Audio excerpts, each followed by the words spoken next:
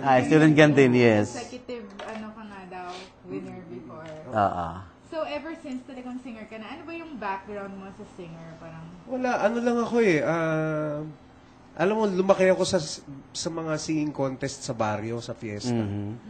Yun ang pinaka-training ko. Tapos, nung nagkaroon ng student canteen, sinali ako ng mga co-members ko sa choir nung first year college ako noon eh. Sila naglibre sa akin ng pamasahe, ganyan. Dahil, siya pag uwi ako nung sa Laguna noon eh. From Santa Mesa to Laguna. So sila naglibre sa akin ng pamasahe. Tapos yun, doon na nag-start. Pero ano pa rin. Tapos pinahinto ka daw ba? Kasi ano? Ano yun? Consecutive. Yes. Undefeated. Undefeated. Oo, kasi wala pa nung mga, wala pang contest na yung grand champion, yung mga ganun-ganun. Hanggang sa, kumanta ka na lang dito. Parang ganun sabi nila Eddie Ilarde. Na kumanta ka na lang dito, mag-open ka ng show. And I lasted for mga 1.5 years. Tagal din no, ha? Okay. So, yung palang humble beginning as a singer. Ikaw naman, Tito Richard. Eto, si Richard. Pero ito may nabasa ko. Ano yun? Chismis ba yan? Ano daw, hindi ka talaga as a singer, as an actor ka before? Hindi, singer ako talaga. Ako produkto ako ng Tita Betty's Children's Show. Yes. Bago napunta sa operetang Ang putol-putol. radyo ng ABS noon, nasa Aduana, Intramuros. Tapos, after that, naging operetang putol-putol ako. Sumali ako ng Tawag ng Tanghalan. Yes. Naging champion ako ng Darigold Bulilit Singing Contest. 18 weeks akong champion doon. Pareho na nangyari, pinatigil ako doon.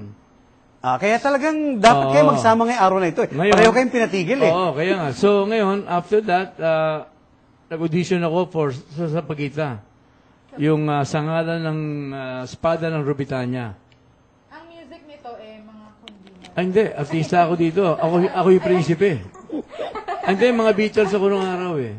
Beatles, Downtown, mga ganyan. Iba yung tsura nito noon, Frida. Ang ipinanalo ko sa Tawag ng Tanghalan, sa edad na dinayang 12. Dahil 12 ako noon eh, dapat 14 ka eh. Oo, Sa Tawag ng Tanghalan. Bawal ang 12 ron. Dominic Soluciano, sa Malangit Nawa. Dinaya ko yung edad ko. Kinanta ko Exodus at the age of 12. This land is mine. God gave this land to me. Biro mo, bata ka, kumakanta ka ng ganun. Ganun ang mga kanta nung araw. Ang kalaban ko nun, si Joe Alvarez. Kinanta Granada. Sumabog.